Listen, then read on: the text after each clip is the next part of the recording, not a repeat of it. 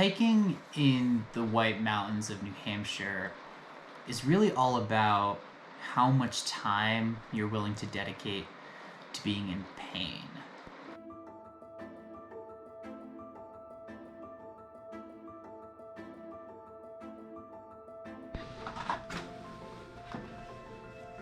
Getting ready.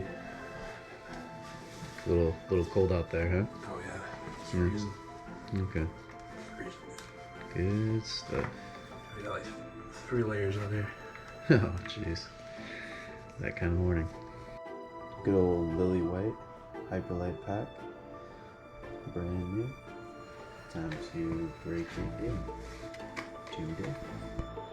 That was definitely the earliest I've gotten up for a hike in a very, very long time. John was really excited about the idea of an alpine start and getting out there before the sun rose. And I was like, well, sure, I guess. It is currently 5 a.m. roughly at Pinkham's Grant. We are all geared up and we are going to be heading on up.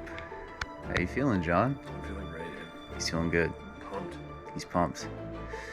I'm exhausted. I don't want to keep going, but we're gonna do it. And because there's construction going on for Glen Ellis Falls, we had to take what's known as the Deertissima Trail. A mile to Glen Boulder. So it began. So the first mile up to Glen Boulder was all headlamps and forest and just trying to find our way through the darkness. And of course, you know, there's always the apprehension of like, well, what if we run into a moose? What if we run into a bear in the middle of the night? You know, obviously these are things you don't want to do. So there's always like that little bit of anxiety that comes with those early morning headlamp hikes, but it didn't turn out too bad.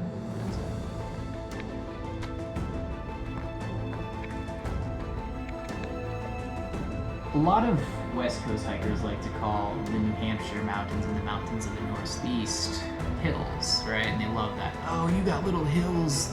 They're no bigger than 6,000 feet. And then they go up the trail and they're like, why is the trail so difficult? And the reason why the trails are so difficult in the Northeast is because at one point the Northeast was completely covered in a giant layer of ice, known as the Laurentide ice sheet. And once the Laurentide ice sheet started to retreat and started to move away, it exposed the bare rock and roots. All that soil got ripped away and all the rocks got put into the places they're at now. So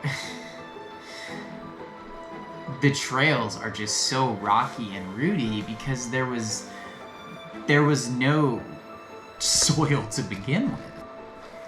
Of course, it doesn't help that the trail crew that made those original trails didn't really have an idea what they were doing and just made a lot of them straight up because the trails of the Northeast existed before the concept of switchbacks was invented. So the Northeast trail builders didn't really have an idea of what they were doing in terms of erosion prevention and trail maintenance, and the idea was, let's just send it right up the hill.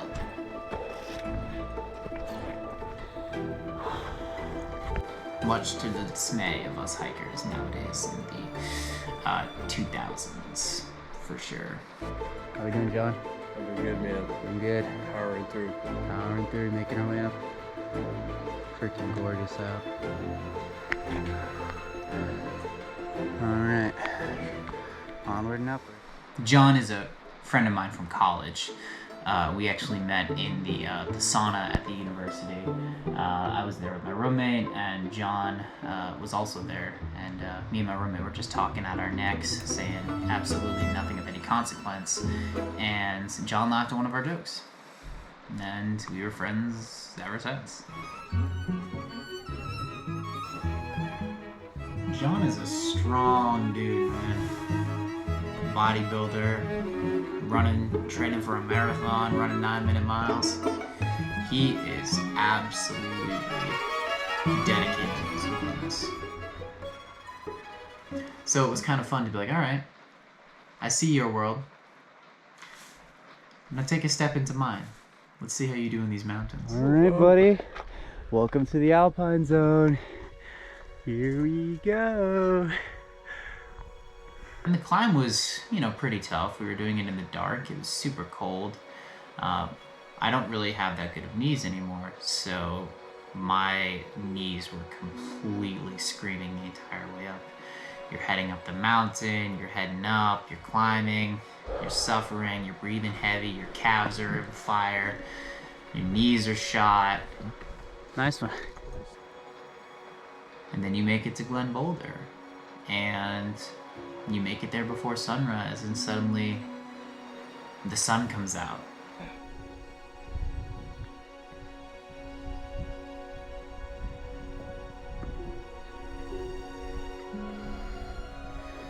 Right? And the sun peeks over the wildcats, and you're like, wow.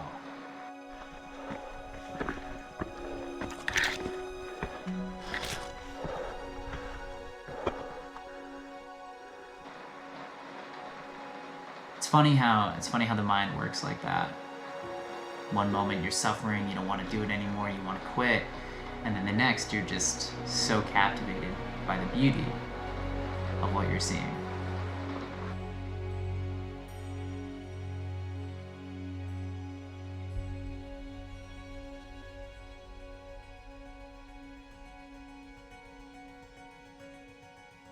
And the serenity of being up there and watching the sunrise over the wildcats, just suddenly, we weren't exactly thinking about how much our legs were in pain. We were just completely lost in the beauty of the moment. Up past Glen Boulder, it's about 6:33 in the morning. Can't go wrong with a view like that.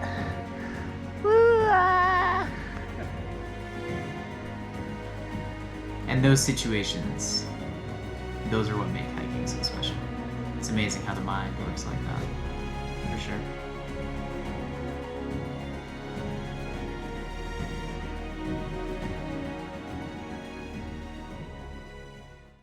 The history of the New Hampshire 48 actually stems back to the Adirondacks of northern New York in 1918, when two brothers sought to climb the New York 46. So that's all the 46 4,000 footers in the Adirondacks.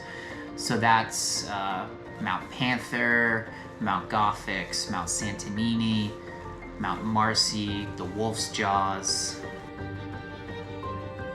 So the list in and of itself in New Hampshire started as most things in the Appalachian Mountain Club did, with a bunch of educated dudes from Massachusetts sitting around a table deciding to make the White Mountains of New Hampshire more ruggedly adventurous. A professor from Dartmouth College and an avid mountaineer in the area who posted a list of 36 4,000 footers that had a topographical prominence of about 300 feet. So they had to be 300 feet higher than the nearby mountains.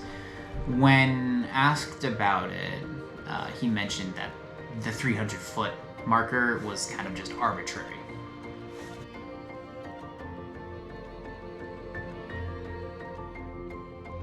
A lot of 4,000 footers didn't make the cut. So that's one of the Tri-Pyramids, North Carter, and the big one, of course, being Mount Clay and Mount Gio near Mount Zealand also didn't make the cut. The list rounded out to 48. That's where that number 48 came from. The list spans multiple mountain ranges. The Presidential Range, of course, being the big one, then the Pemigewasset, and then the Carter-Mariah Range, which trails all the way into the Wildcats. And then there's some oddballs here and there, like Mount Wambeck, Mount Cabot, Mount Passaconaway in the Waterville Valley, Mount Whiteface, and of course Mount Moosilauke out west in western New Hampshire near Vermont. All of the mountains of the New Hampshire 48 have officially maintained trails up to them. They're maintained by numerous agencies: Randolph Mountain Club, Appalachian Mountain Club, Dartmouth Outing Club. All of them have trails with the exception of Owl's Head. But at this point, the herd paths up to Owl's Head might as well be trails. There's the slide, and then there's the what's known as the Brutus Bushwhack. Yeah, the British bushwhack kicked my butt 6 ways to Sunday, that's for sure. The plan that day was Mount Isolation. So you have Mount Washington, the big one that everybody knows, it's really famous, it's got the road, it's got the auto road. But just down into the valley there, in between the southern presidentials and another kind of mountainy range, there's a Y-shaped wilderness known as the Dry River. Oh boy. Into the dry. Within the Dry River is the hardest of the 48 to get to, and that's Mount Isolation. That was the goal for the day. And John wanted to come with. And he messaged me, he said, "All right, man, I'll see you there." And I said, "Okay, sounds good." Thank you for keeping the presidential range Dry River Wilderness forever wild. Here we go. And being designated as a wilderness area by the Forest Service, it doesn't have a lot of maintenance. What makes matters worse is that Hurricane Irene ripped through there in 2011 and just completely decimated the Dry. As we descended into the Dry, it was just destruction everywhere. Just subtle hints of just carnage that had ripped through there. There were downed trees all over the place. Mm-hmm. You could tell that a very significant force of nature had just completely destroyed that area at one point. Dude, this is nuts.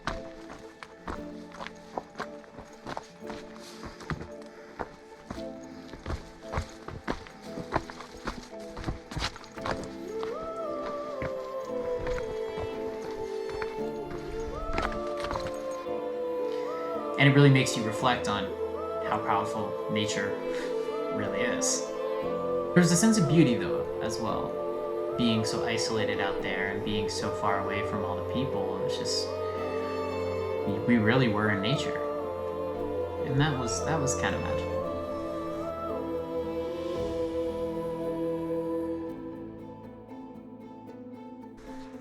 Once we ascended Isolation, it was exciting. We got to the top of Isolation, the view is incredible. And we tagged our peak.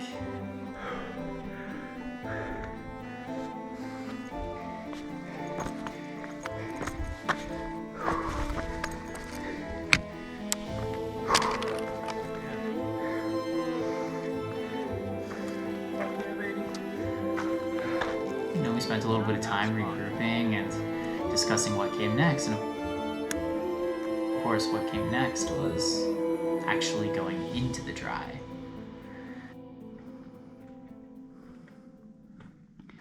That's what I was most worried about, for sure. Getting a little hairy in here. Yep. Right before I had gone on this trip, I was at the Highland Center in Crawford Notch, and I was getting lunch with a couple of friends, and I had mentioned my plan on my days off to go into the Dry.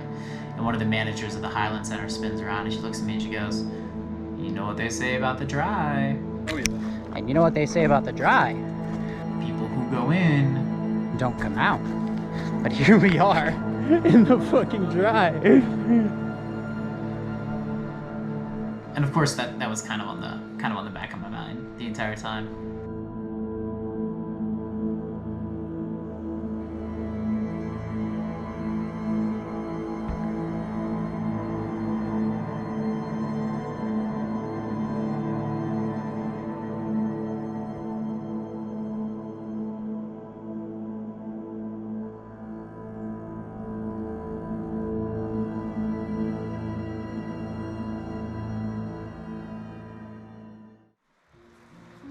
I think that we all mourn when we lose a member of the New Hampshire hiking community.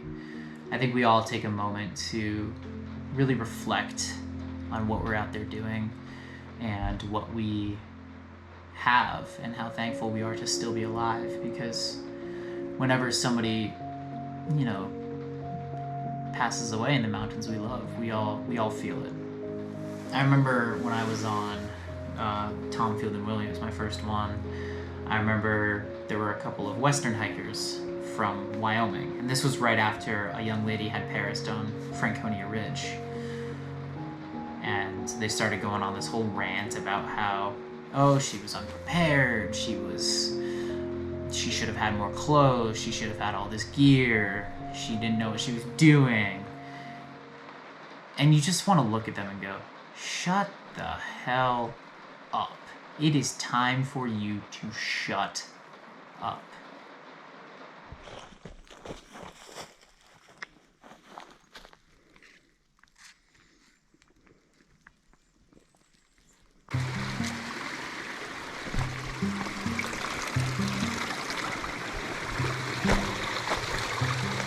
I didn't find the dry too particularly difficult to follow, but there were definitely sections in there where, again, nature had just completely ruined what was there initially.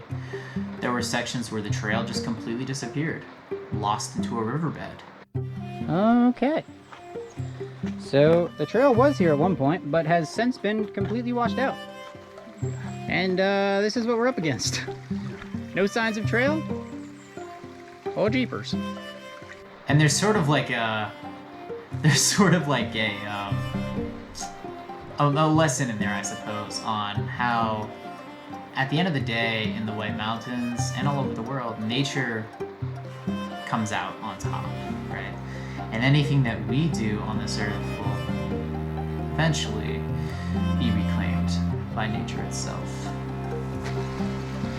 The trail was here at one point, but completely washed out.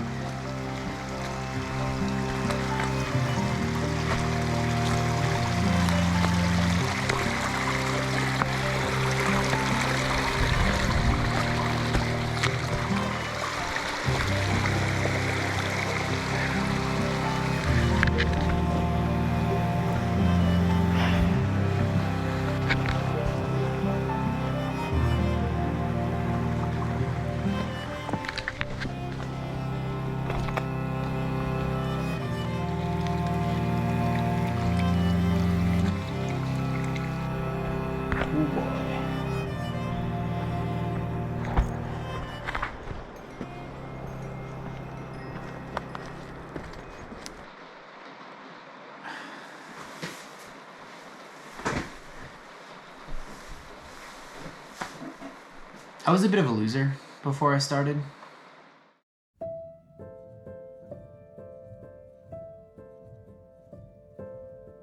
I think that COVID took a chunk out of all of us in terms of our mental healths and our emotional healths. And I was living in northwestern Wales at the time. I was part of the mountaineering society, the climbing society. I was part of a bunch of clubs around campus. I was studying abroad at the time. I had a lot of friends. I was very social. I was climbing all the time. I was hiking out in Wales. I had hiked Mount Trevon. It just felt like the world was okay. It felt like my life was on the up and up. I was dedicated, I was determined, and then suddenly that illusion of having everything in control just shattered.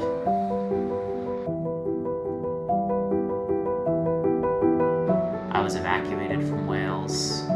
I was on the last flight out of London to Boston before the borders closed. And I ended up in a world that I didn't quite understand, as we all did. Mask mandates and social distancing and being quarantined in your home and watching the news every morning, expecting some sort of normalcy and getting only death counts and hospitalization counts in the state. And I fell into a really, really dark place. I turned to drinking. I would hang out with my friends and we'd drink every night, and I'd get really drunk and I'd pass out and I'd wake up super hungover, clean myself up a little bit, drive home, probably still a little drunk, and prepare for my dead-end job that I was working at the time. I wasn't inspired. I wasn't getting after it. I was just going through the motions at that point. I just felt empty. I felt hollow. I just felt like this wasn't the life I was supposed to live. And then school opened back up, and I went back to that, and it still was just hell. You know, you could feel the general dread of the world, and I just fell into this really dark chasm in my mind. And finally, one day, it just all snapped. And I was exhausted. I had just gone through a really awful breakup with my ex-girlfriend. I got flown to New York. I was living with my dad, working a night shift as a security technician, and life was miserable. Every single day I'd wake up and nobody was there because everybody was at work or school. And every single night when I got home from my job, nobody was there because everybody was asleep. So it was just me alone with all these dark demons in my head. And I had nobody to process those with and nobody to talk through those with. And I just was suffering immensely. I was out of shape at the time. I drank a bunch. I had lost all my physical ambition. I was tubby. I was depressed. Finally, one day, I just looked in the mirror at myself and my body and just looked at everything and said, dude, you are living for the 15 minutes that you spend before you go to bed. So from the 15 minutes from when I got home to when I went to bed, I was living for those 15 minutes. Of 24 hours, I was living for 15 minutes of my day. And that's no way to live. So I tried to crawl out of that dark place. 48 fits into it because I started the 48 with Mount Tom, Mount Field, and Mount Willie in the Crawford Notch area. I didn't know what I was doing. You know, I just threw a bunch of stuff in a bag and we went out, you know, and it was a winter hike, and suddenly I was just in this world, this different world, surrounded by this amazing like palace of snow and crystals all around, and it was magical.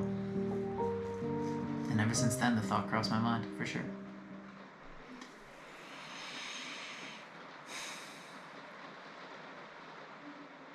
Yeah. I wouldn't believe it. If you wouldn't believe it, there's a friggin' sign. Isolation trail. You can barely see it though. I know. Dry River Trail. Okay. When I had completed Tom, Field, and Willie and I was back in the parking lot near Crawford Notch, the thought of doing 45 more peaks seemed absolutely impossible. He's sending it. He's sending it down here. And it was super cold. I think it was middle of November when we did it. Guy's a maniac. Dude's a maniac. Look at him. Look at him fly. And I realized that maybe that struggle up the mountain, the uncertainty of it, the impossibility of it, and it being an impossible goal, was exactly what I needed to crawl out of that hole that I had made in my mind. He'll fly like a bird. All right, cool. I realized that pain and that struggle up that mountain, the feeling of maybe I can't do this, and then getting to the top after you do complete it, I realized that's what I needed. It's Spring Hut.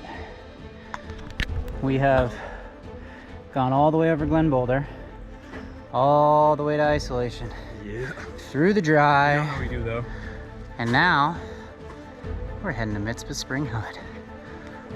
I don't think a single 48 4,000 footer was easy. No. you're not getting free handouts.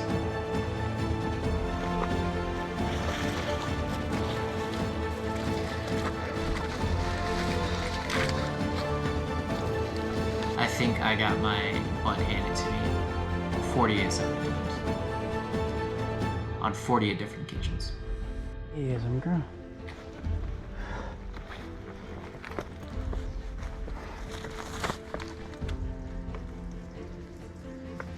So hideously backlit.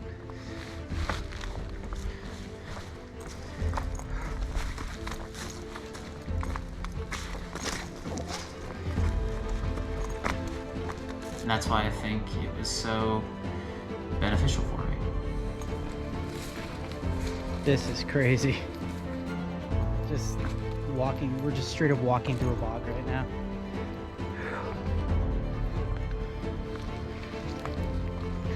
Whew, okay. The end of the hike is always something, you know? You're always, the objective is done, the thing you set out to do is completed.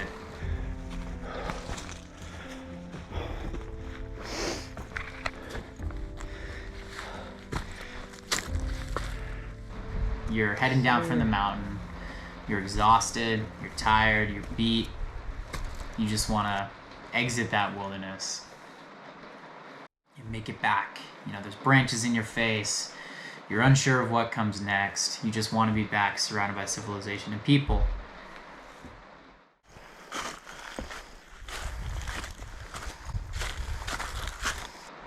And then suddenly, the hike is over, and you're surrounded by civilization and people.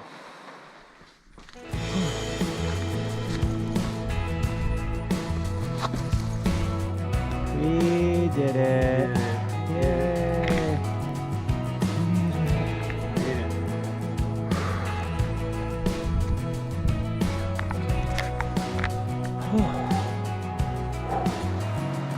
I think the value of the 48 isn't about the list or the peaks or being better than anybody else because you do the peaks. I think the real value of 48 is the memories that you get to make exploring sections of New Hampshire that you wouldn't otherwise go. And you get to make new memories there with people that you care about.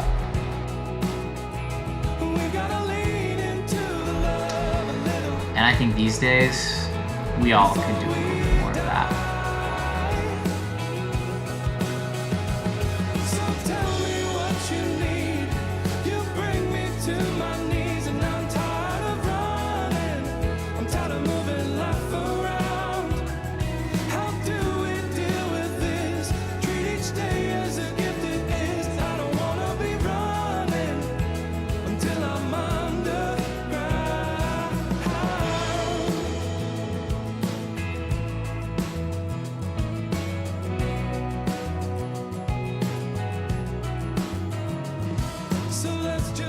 Pierce is in a swamp.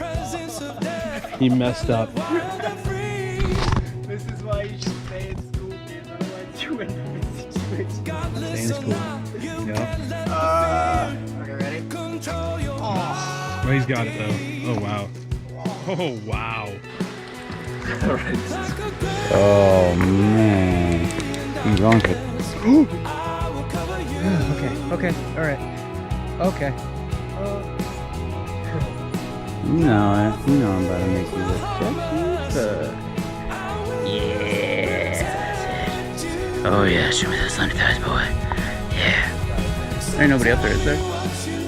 Damn, bro. Does anybody get to tell me I look like a rooster?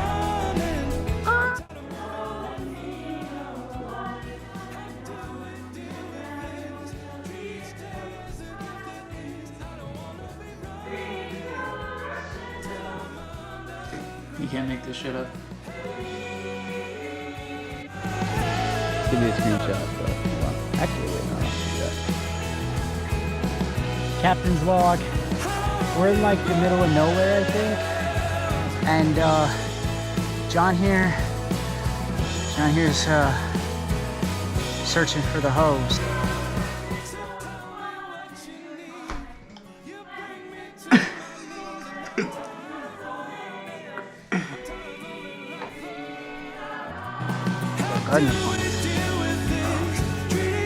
I'm in.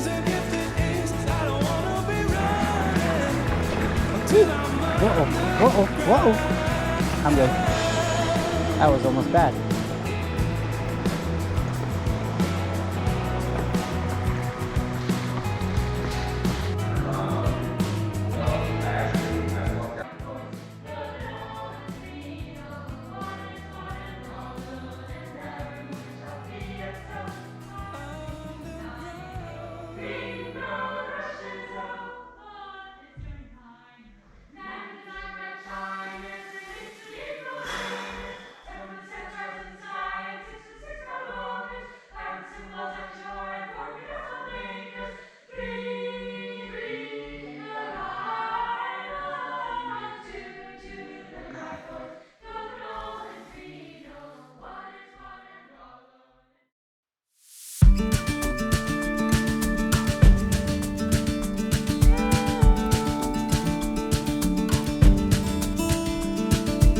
Could find on through all these doors, touring basement couches and living room floors.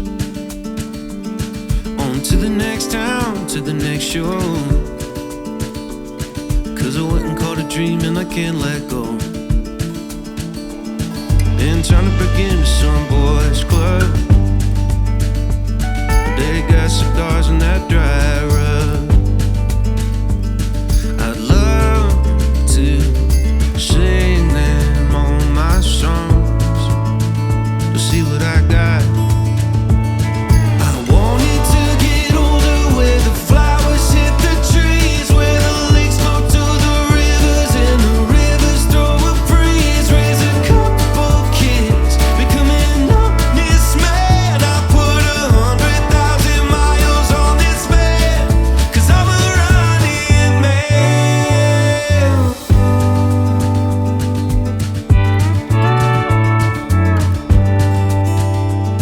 Sometimes I feel like I'm insane, expecting different fruit from the same damn thing.